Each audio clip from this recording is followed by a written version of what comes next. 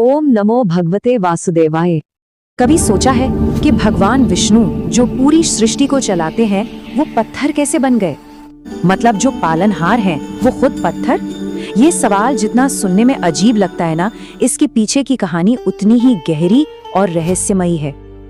तो चलिए आज इसी दिव्य रहस्य से पर्दा उठाते हैं, क्योंकि इस एक सवाल के पीछे ना एक कहानी छुपी है, प्रेम की, अटूट भक्ति की और एक ऐसे श्राप की जिसने सब कुछ बदल कर रख दिया। तो ये कहानी शुरू होती है एक बहुत ही शक्तिशाली असुर राजा से। एक ऐसा असुर जिसे कोई हरा नहीं सकता था और जिसके डर से तीनों लोग कांपते थे। इस असुर का नाम था शंखचूड़, और वो कोई ऐसा वैसा असुर नहीं था, भगवान शिव का बहुत बड़ा भक्त था। और कहानी का दूसरा अहम किरदार है उसकी पत्नी वृंदा, वही वृंदा जिन्हें आज हम सब तुलसी के नाम से जानते हैं। अब देखिए, शंखचूड़ की जो असली ताकत थी ना, वो उसकी अपनी शक्ति से ज्यादा कहीं और से आती थी। वो खुद तो बलशाली था ही, पर उसका जो असली सुरक्षा कवच था वो थी उसकी पत्नी वृंदा की पवित्रता, उसका पतिव्रत धर्म। जब तक वृंदा पवित्र थी, शंखचूड़ को कोई छू भी नहीं सकता था। और बस यही तो सारी मुश्किल की जड़ थी। वृंदा के इसी पवित्रता की वजह से शंखचूड़ एकदम अजेय हो गया था। मतलब कोई भी देवता, कोई भी उसे युद्ध में हरा ही नहीं पा रहा था। अब जब सारे देवता एक एक करके हार गए और शंखचूड़ का अत्याचार बढ़ने लगा, तो सब भागे भागे किसके पास जाएंगे? जाहिर है श्रीहरि विष्णु के पास। अब सारी उम्मीदें बस उन्हीं पर टिकी थी। लेकिन यहाँ एक पेंच था, भगवान विष्णु भी सीधे सीधे शंखचूड़ से नहीं लड़ सकते थे। क्यों? क्योंकि जब तक वृंदा का पतिव्रत धर्म अखंड था, शंखचूड़ को मारना नामुमकिन था। सोचिए, भगवान के लिए ये कितना बड़ा धर्म संकट रहा होगा। धर्म को बचाने के लिए ही उन्हें एक ऐसा कदम उठाना पड़ा जो शायद खुद धर्म की परिभाषा पर सवाल खड़े कर दे। तो श्री हरि ने एक योजना बनाई। देखिए क्या किया उन्होंने। पहला कदम, उन्होंने शंखचूड़ का ही रूप धारण कर लिया, बिल्कुल वैसा ही। दूसरा, वो सीधे वृंदा के महल पहुंचे। और तीसरा, जब वृंदा ने अपने पति को सामने देखा तो जाहिर है उसका पतिव्रत धर्म खंडित हो गया। और जानते हैं क्या हुआ?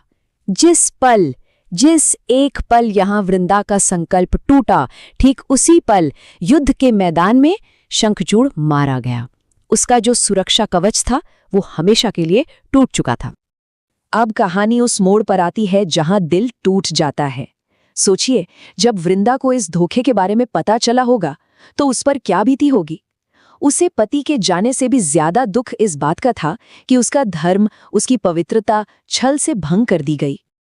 और उसी दुख, उसी गुस्से में वृंदा ने भगवान विष्णु को श्राप दे दिया। उसने कहा, हे प्रभु, आपने मेरे साथ छल किया है, मेरा धर्म भ्रष्ट किया है। आप में दिल नहीं है, आप पत्थर दिल हैं। तो जाइए, मैं आपको श्राप देती हूं कि आप भी पत्थर बन जाएं। और देखिए, भगवान ने अपनी एक सच्ची भक्त के श्राप का मान रखा। उन्होंने उसे स्वीकार कर लिया। और बस यहीं से विष्णु और वृंदा के एक बिल्कुल नए, एक शाश्वत रिश्ते की कहानी शुरू होती है। देखते हैं कैसे। वृंदा की श्राप देते ही भगवान विष्णु एक काले पत्थर में बदल गए, और इसी पत्थर को आज हम सब शालिग्राम शिला के रूप में पूजते हैं। उधर वृंदा ने भी अपना शरीर त्याग दिया, और ऐसा कहते हैं कि जिस जगह पर वो सती हुई, उनकी राख से एक पौधा उगा, एक पवित्र पौधा जिसे आज पूरी दुनिया तुलसी जी के नाम से जानती है। तब भगवान विष्णु ने वृंदा को एक वचन दिया। उन्होंने कहा, वृंदा, आज से तुम्हारा ये तुलसी का रूप हमेशा मेरे इस शालिग्राम पत्थर के साथ पूजा जाएगा। तुम्हारे बिना मेरी कोई भी पूजा कभी पूरी नहीं मानी जाएगी। तो इस पूरी कहानी का सार क्या है? पहली बात तो ये कि सच्ची भक्ति और पवित्रता कभी नहीं मरती। दूसरी, कि भक्त की शक्ति के आगे कभी कभी भगवान को भी झुकना पड़ता है।